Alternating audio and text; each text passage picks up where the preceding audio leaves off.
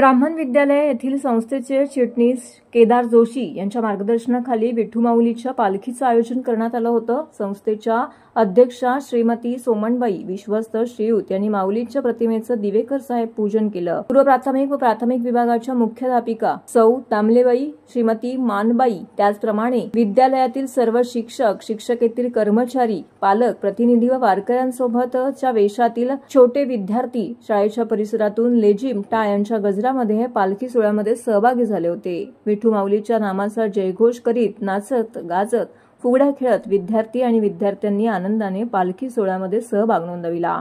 डोक्यावर तुळशी घेऊन मुली नऊवारी साड्यांमध्ये वारी चालली पंढरपुरा अशी गाणी गात या पालखीचा त्यांनी आनंद घेतला। तसेच अनेक नागरिकांनी देखील यामध्ये सहभागी होण्याचा आनंद घेतला। तर आषाढी एकादशी निमित्त हा खूप छान उपक्रम येथे राबवण्यात आला। पालकांनीही यामध्ये सहभागी होण्याचा आनंद घेतला।